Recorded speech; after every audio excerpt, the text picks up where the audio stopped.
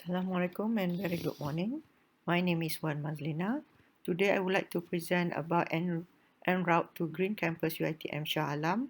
Is public transport the key mode to cut carbon emission? Okay. Introduction. First, we want to know what is carbon footprint.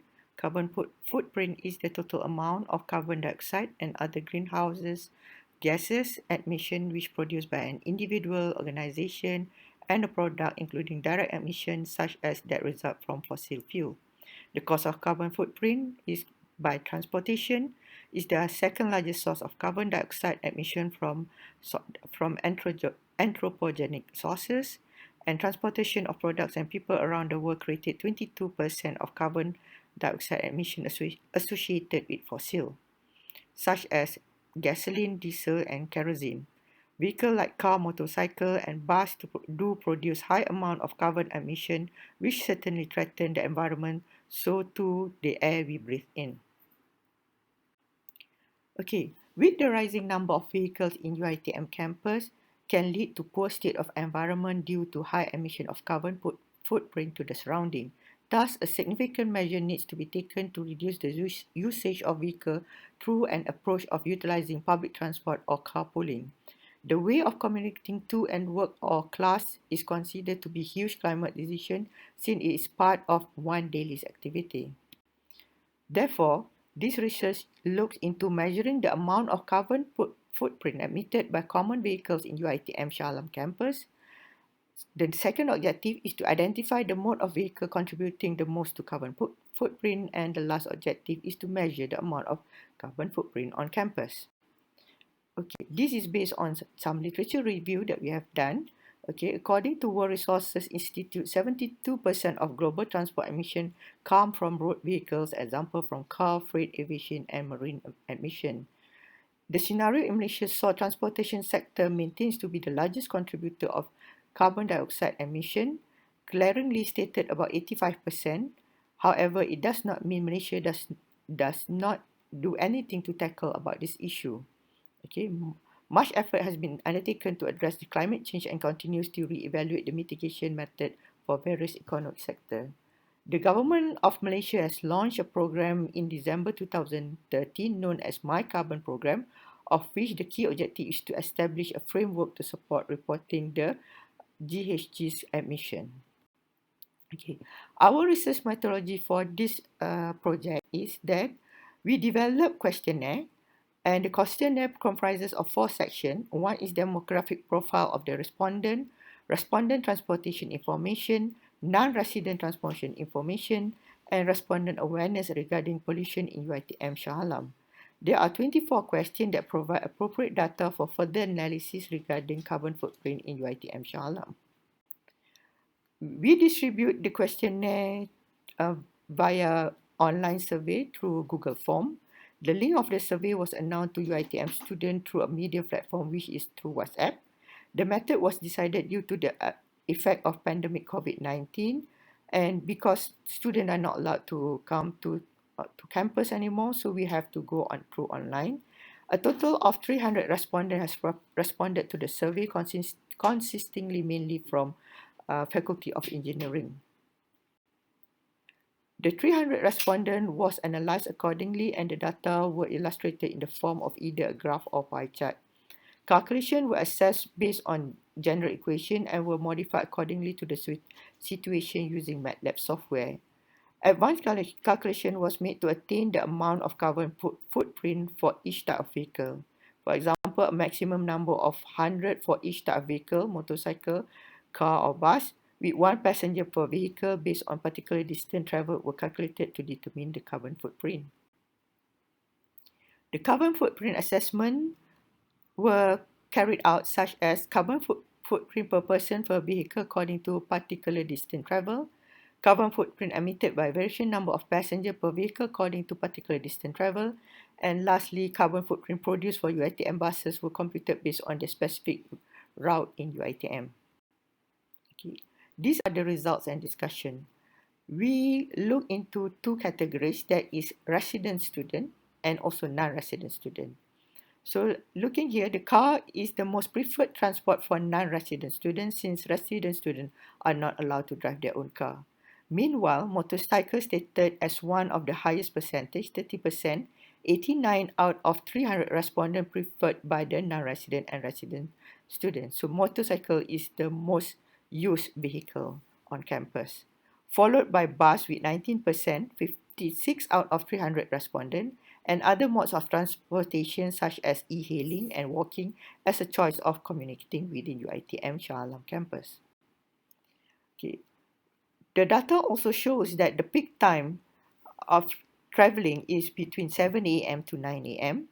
with 39% vote and 1 p.m. to 3 p.m. with 22% vote. The peak day falls on Thursday, that is 22%, and also Tuesday and Wednesday, that is 21%.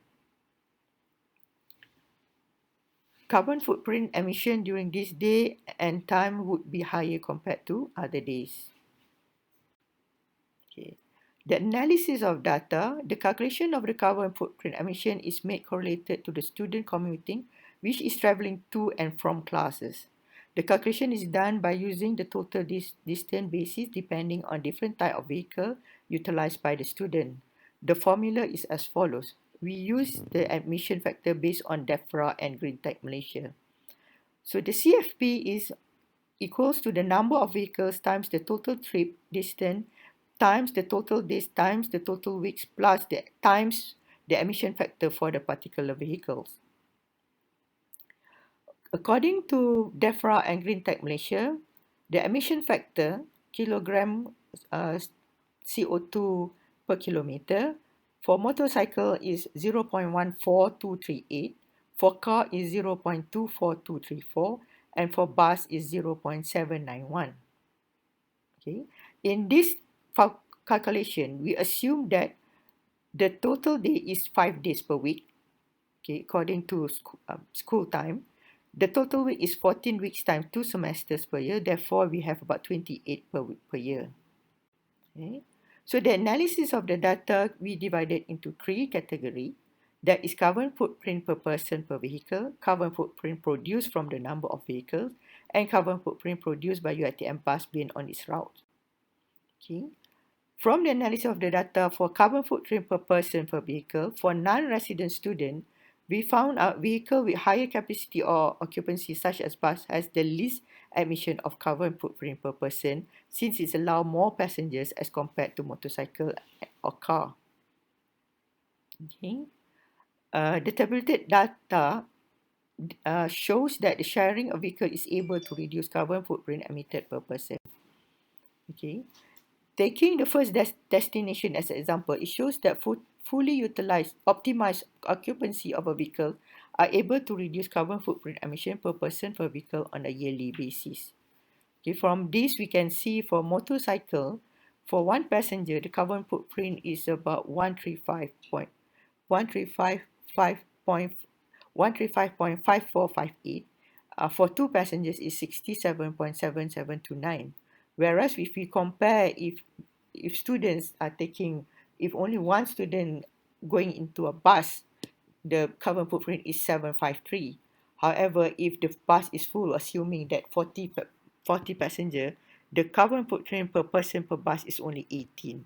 Okay, the higher the occupancy of vehicle is optimized, the higher the deduction of carbon footprint per person per vehicle will be, especially for vehicle like buses, since it is capable of having a higher amount of occupant compared to motorcycle or car.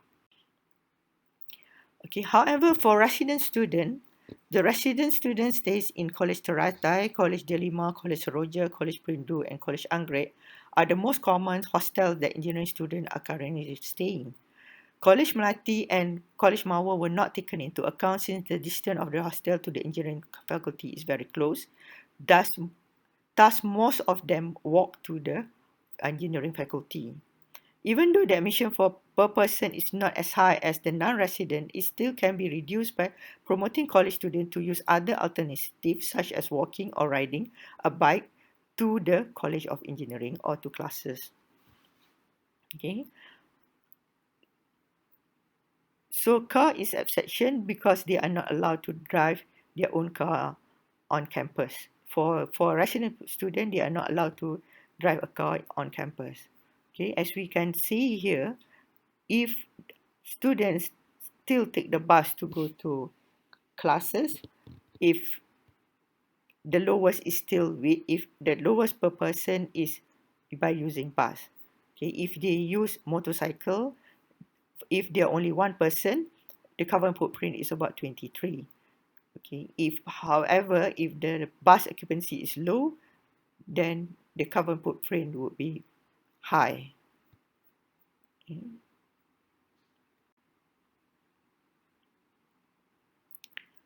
Okay, for non-resident also shows the same. Motorcycle emits higher carbon footprint, and bus, since the maximum capacity of motorcycle is only 2 passengers. The decrement of motorcycle number is not that significant, resulting in higher carbon footprint. Okay, taking the first destination as example, fully utilization of occupancy in a vehicle will result in a lower total usage of vehicle. Okay, the reduction in total use of vehicle within campus may actually lead to lower annual carbon footprint emission caused by transportation. Okay, for carbon footprint produced from the number of vehicle, bus emit much lesser carbon footprint per year as compared to car and motorcycle, despite having higher emission factor. Okay. And carbon footprint produced by UiTM bus on its route. On this table, the carbon footprint was computed for each bus, including the total number of buses based on its route.